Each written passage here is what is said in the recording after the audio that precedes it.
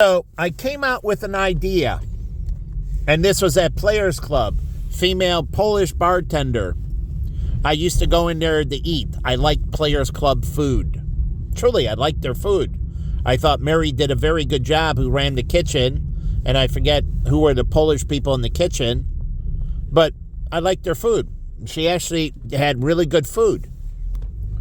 So besides that, and they had the sprouted rolls, and I really liked Players Club, and it was a biker's bar, meaning motorcycles. And they had sport bikes, but they could have had cruising bikes, like the Honda Goldwing and the Harleys and that. And they could have built it out, and then they had a Formula One, I think part of a Formula One car. And so it was racing bar. But anyways, unique to Chicago. It would have, I thought, could have been a great franchise. They just had to tweak it right. And I used to go in there because the girls, I liked the girls. I was good friends. I was good friends with the owner. I was good friends with the owner's wife. Mary, I thought, did a great job. I was sad when they separated.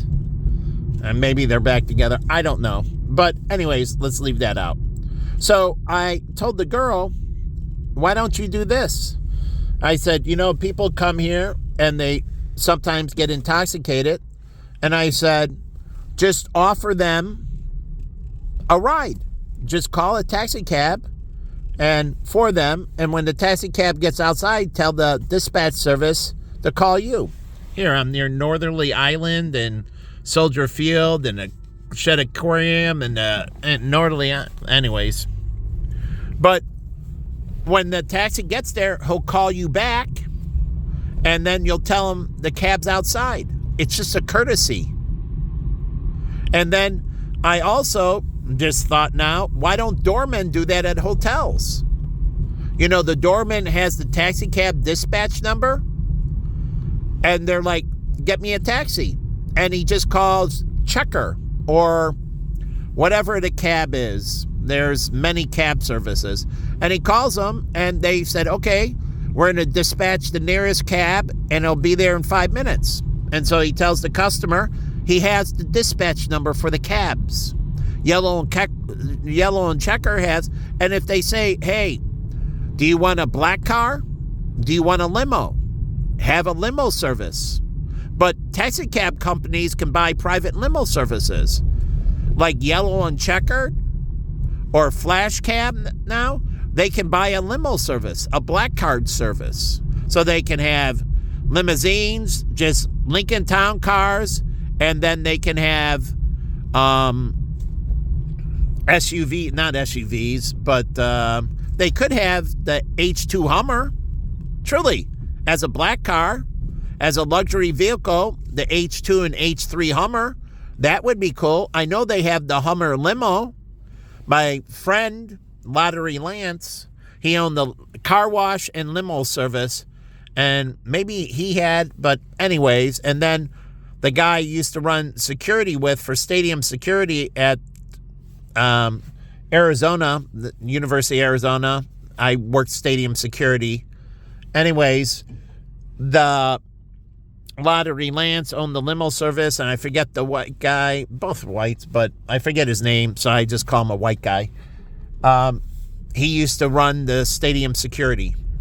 That's before my friend Mark Cohen got into it with Wild Wild West. But anyways, they can do that at Soldier Field and that. Truly, the courtesy desk, like they have at WGN, the courtesy desk. And the courtesy desk, you go up and say, hey, I'm at the Field Museum, and you walk up to the courtesy desk. I need a taxi cab. This way, taxi cabs don't have to be constantly roaming the streets and looking for people to wave them down. And all these places just have their phone number and call a central dispatch.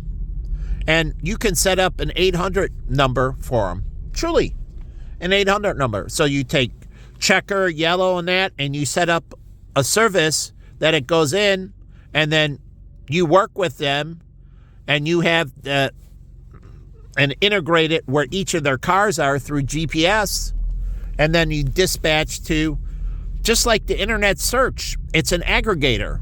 and then they dispatch to whatever you find on the search you're looking for. That's all the search is just one big aggregation of information.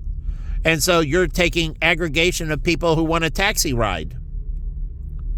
And so you can do that, or the doorman can have the number and they could, call you a taxi and be there in a couple minutes.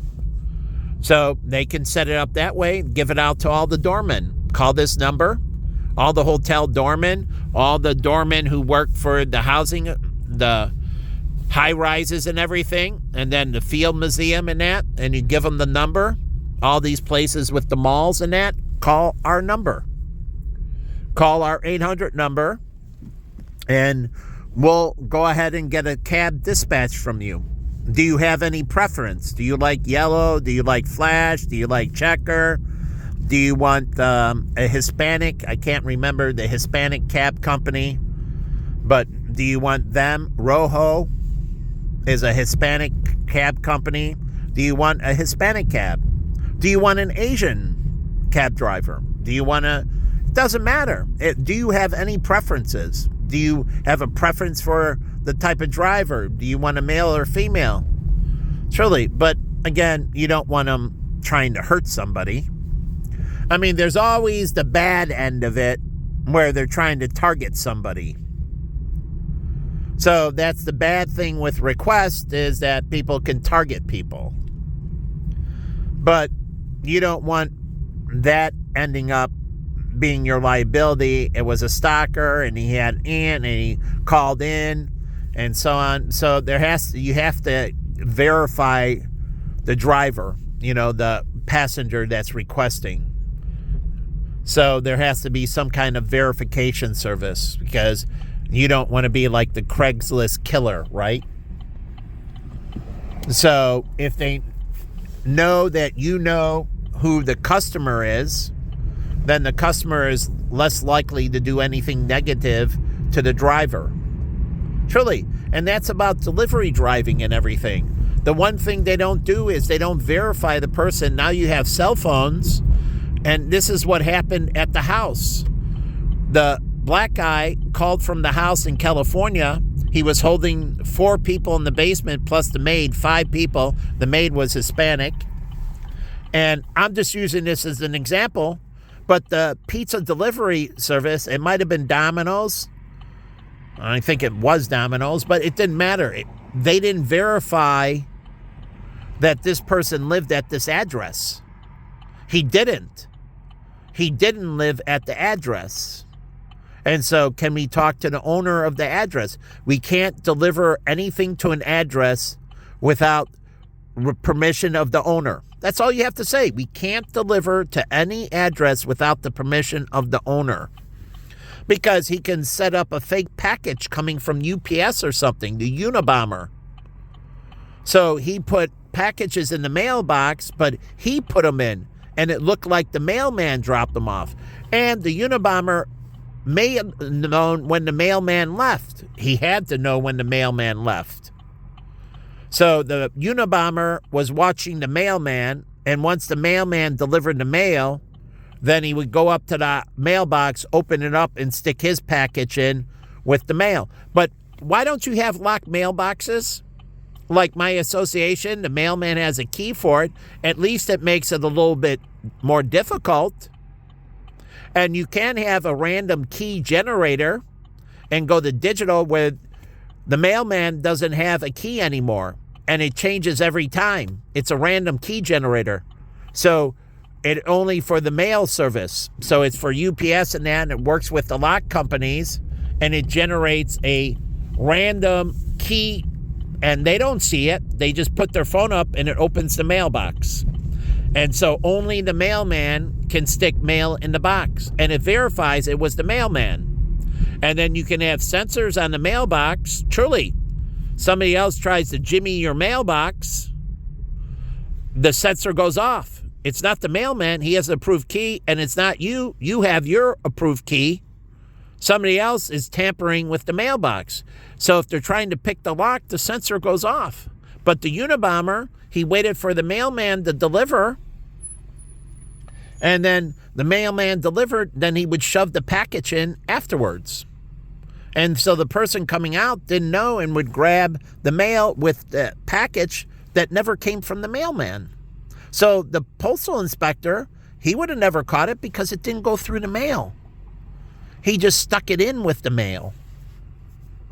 So that's what I mean. He set up, but you don't get that in the story. So you don't get that in the story. They didn't disclose how he exactly did it. So, again, you can do that and it protects. And you can have verifying with the mailman. All these buildings, like my Logan Square mailman was an Asian guy. And I knew him in general. My brother made good friends with him and they got along great. He was an Asian male and he was our mail carrier. Super nice guy, great guy. He did a great job. He was very happy, truly incredibly happy. He loved his job working at the mail, the U.S. mail. Yeah. So, anyways, the Asian guy, he was a great mail carrier. But like the fire department, if they do a better job, they protect their own property value. The Chicago Fire Department or any of the fire departments, they're protecting their own investment.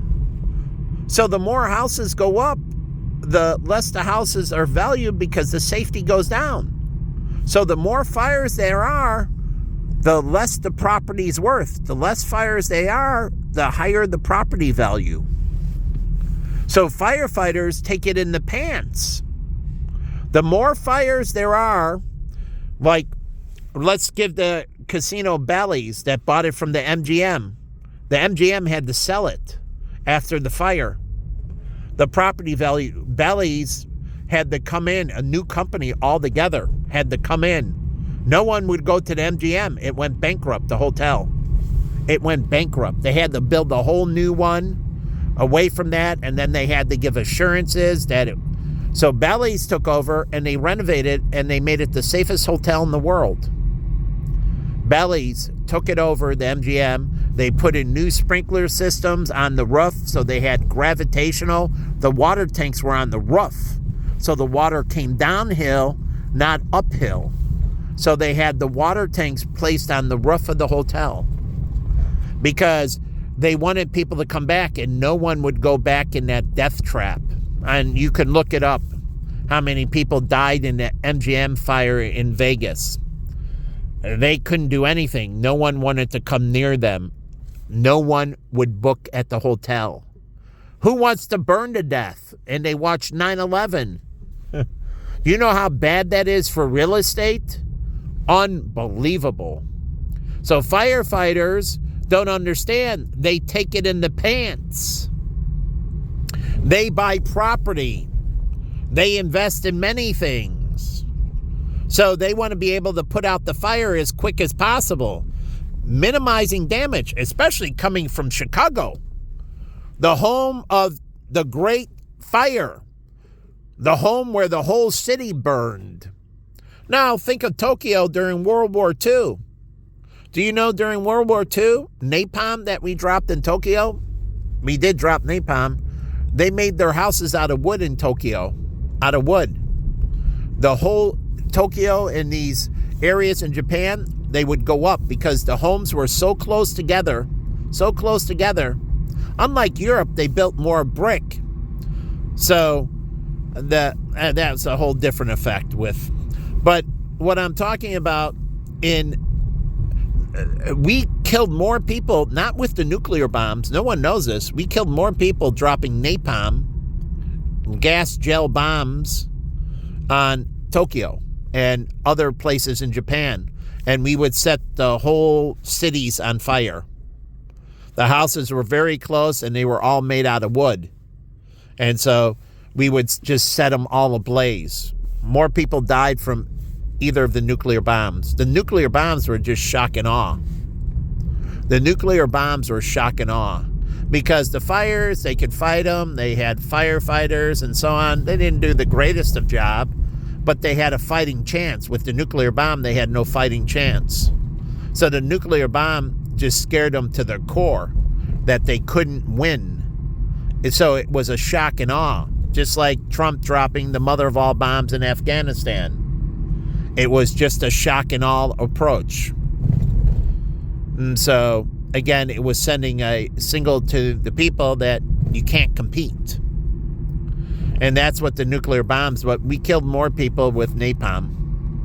And then you see the movie where he loves, napalm in the morning, the smell of victory. So they took gasoline and turned it into a gel. Now, how many terrorists know how to turn gasoline into a gel? They would back it out and turn it into a gel. So, gasoline can be turned into napalm. And I don't know if it's really difficult either, actually. But, again, I closed down all my groups for a reason before I shared. So, make no mistake about it. Before I shared and made the announcement, I closed down my Twitters, my everything was closed down. And I didn't post on my Facebook page, but about HIV and that. So, again, most of all this stuff went to a closed community. But, again, gas tanks can be an issue. And that's why I don't know what they're doing in the auto manufacturing business. And you say, okay, electric cars. And it's more difficult to turn a battery into a bomb. You need, some more intellect. But that's why you have to understand with books and that. That's why I told you to put ratings in that. And certain people have to have rationales why they're checking out a book. If you're checking out a book like they did in, 7 Deadly Sins, he was checking out certain books. But he was checking out books on, how to do certain types of torture and execution and so on. So I know there's fascinations and everything, but again, there has to be some type of screening that with people buying certain types of books. Like in movies, you don't need to go into the nitty-gritty details like Saw. They don't go into how he set up all the stuff. Okay, you see the traps, but he's not showing you exactly how he's doing it. So the thing is, Stephen, like Hitchcock, he would show the knife and then show the blood, but he never showed the stabbing. And the one thing that we've gotten that's different is that you don't allow them their imagination to fill in the gap. You do it for them, and I think we're a little bit too graphic. Too graphic. Meaning, I can see video games shooting people and they blow up and all that, like the zombies. Okay. But I don't think you need to get into immense detail of how to do it. Like I saw the movie and Oppenheimer. That's great. I like the movie and everything. And the test and everything, but it didn't get into immense detail. And the equations don't have to be right. The equations just have to be gibberish. The equations don't have to be accurate. The equations should never be accurate. Truly. Maybe in Good Will Hunting, where you're solving some equation for something harmless, truly, for something harmless, then it can be. Truly, like that equation was for, I don't know what it was, Pythagorean theorem, yeah, whatever it was. But the equations can all be, most people don't, they just see the pi squared and whatever. I don't look at the equations. Truly, I don't take them for real. So they can be gibberish. They can be miscalculations. Miscalculations. Just write it in. The equations are all wrong. Truly. Make them gibberish. Truly. Just make them look. You can put the parentheses and so on, but the equation doesn't add up, and not in the same order that it would add up. Like, okay, the numbers are gibberish, but the process is correct. You take this, this, this, and this in this order, so they realize the numbers are incorrect, but the process of the equation is correct. And remember, I told you mathematical order? Don't follow mathematical order. So the numbers will always end up incorrect. So make it gibberish. Talk to a mathematician and tell them that you just want to write things that look sophisticated, but you want them gibberish. They don't add up. Then there's no way. Don't make them in a process order or anything. Make them random, add up to nothing. Truly, that they don't work. So, yeah, 1 minus 2 is 3. It's not 3, but it's 1. It's minus 1, but the whole point is make them gibberish. So 1 minus 2 is 3 or something like that. So don't do the compounding correct. Truly, there's magnitudes of 10. Use a magnitude of 6. Use some magnitude of 13. Use the exponent as magnitude of 13. Truly, some random magnitude, 19. So it adds up to a number, but it's all wrong. It's not the 10 where most everybody uses, the exponent's the power of 10. Use 19. Truly, it just ends up to something nothing. They don't know you're using 19 as the compounding instead of the exponent. It says 2, and that would be, power of 10 2 times, so 100, right? But it's really, you're using it 19 in your answer.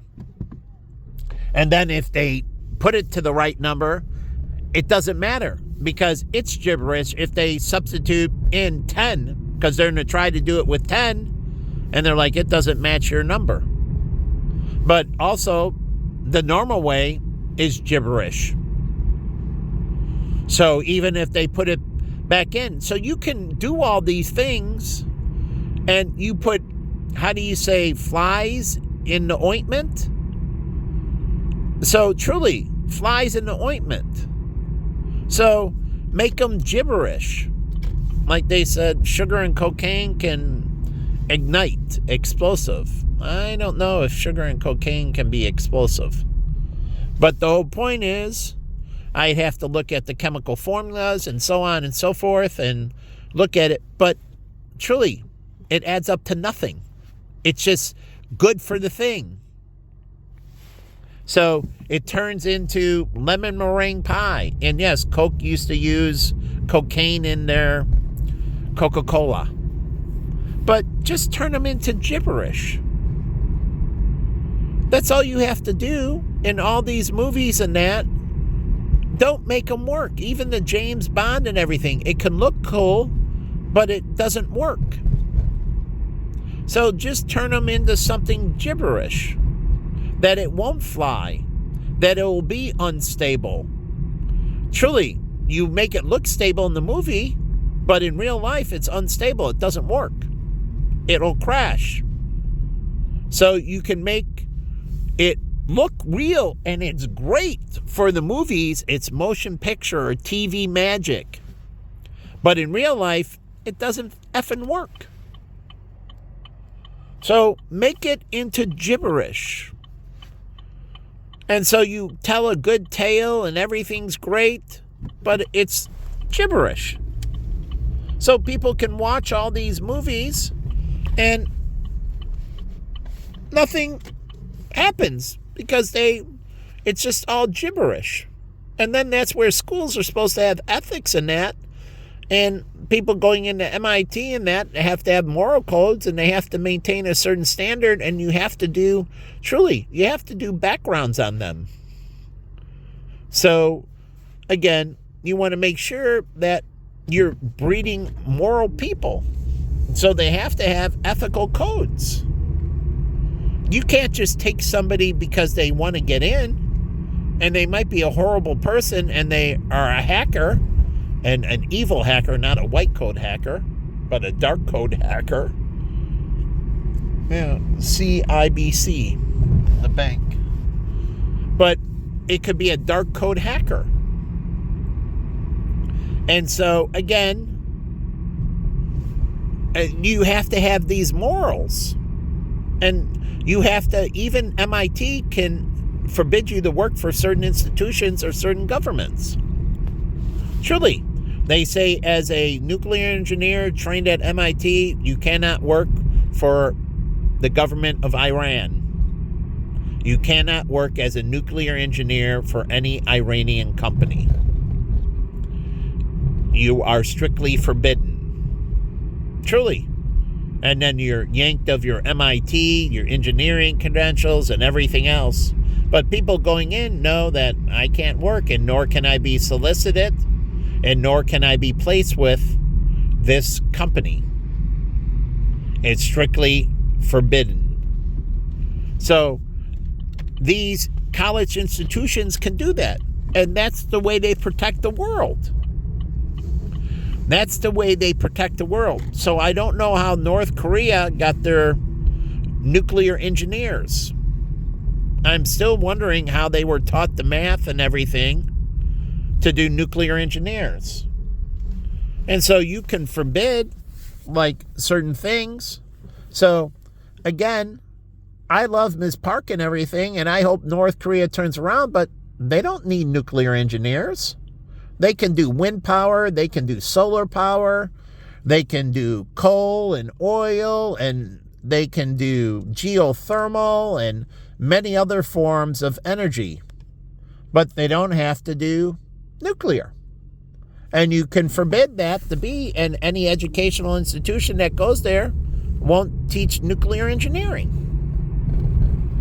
So it's only for the few and the proud. So everybody else, they don't read books on thermonuclear war. You know, you can still have game theory and strategies and everything else, but none of that. So I don't get it. So I forget where I am in Chicago. But again, you don't have to, as I said, I'm going to go back home. But what I'm saying is that these institutions all over the world can come together. There's a national institution of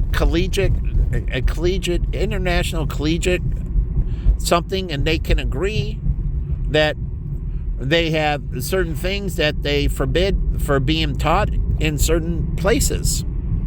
And they forbid people with certain degrees to do anything with these because they have a history of doing these evil things.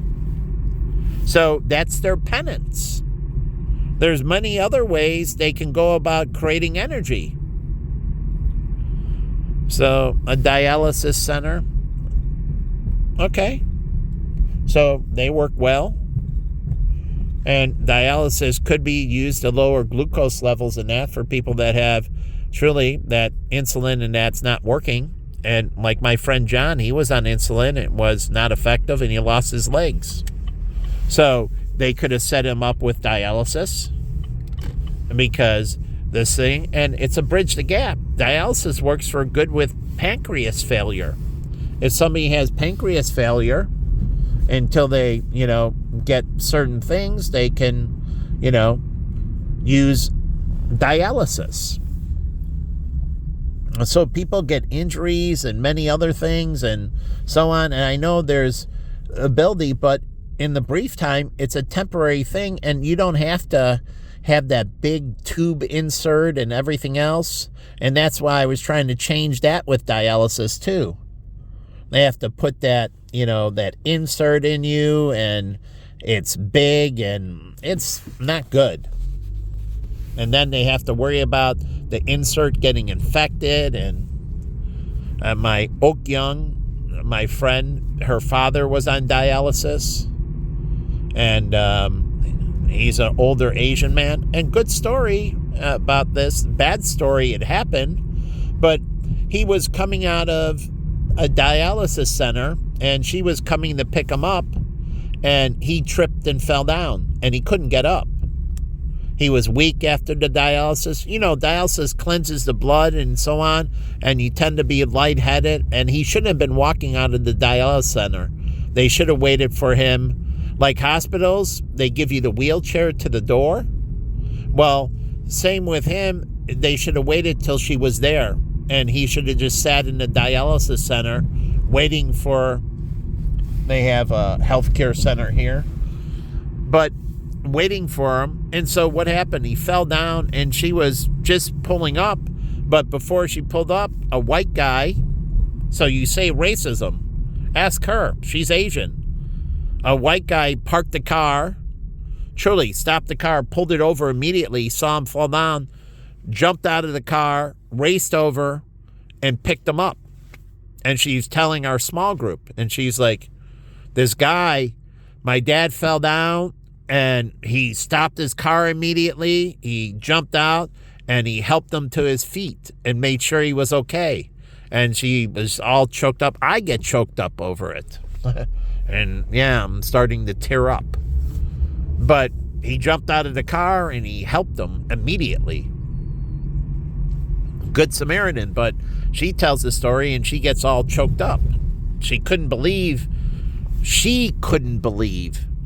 that this guy just immediately stopped his car, jumped out of the car, raced over to see if he was okay.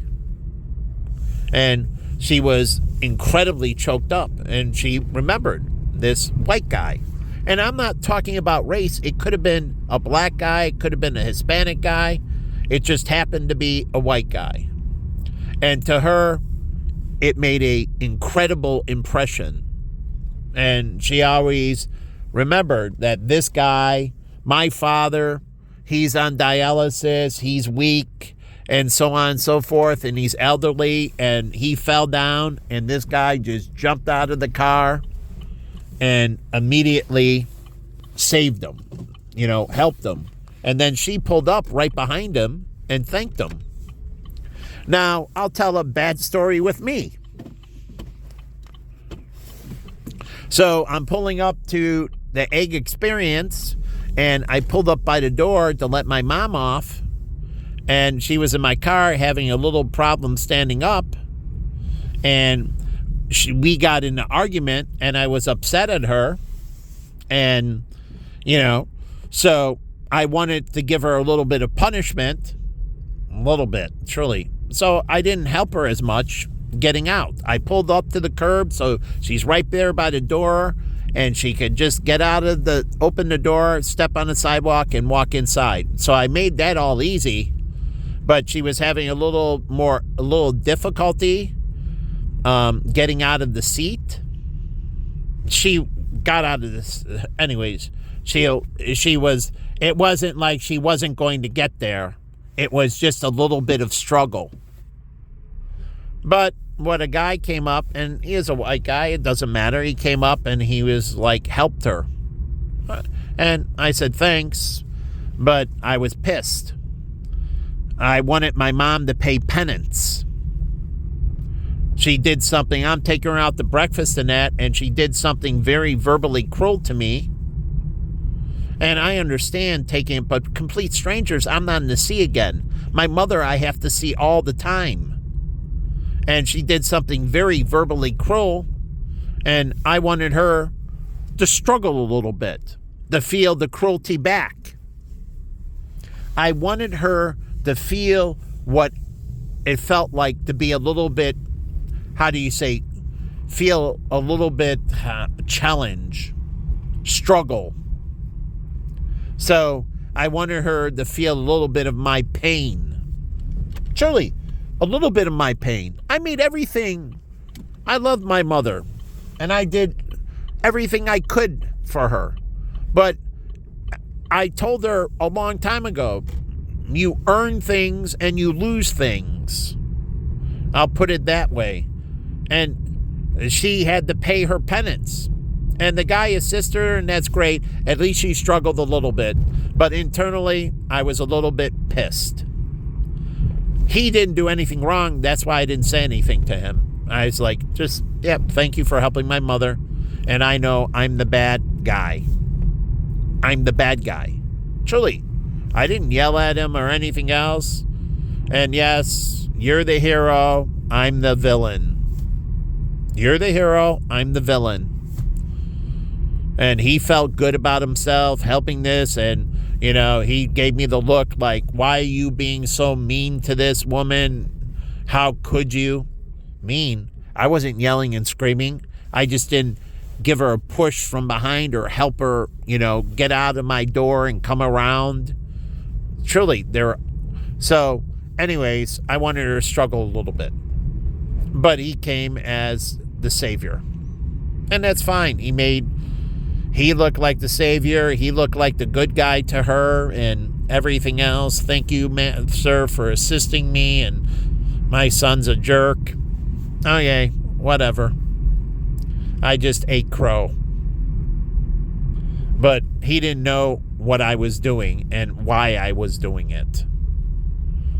So sometimes you unnecessarily step into something and you don't know, and somebody's being punished, and you save them unjustly. You save them unjustly.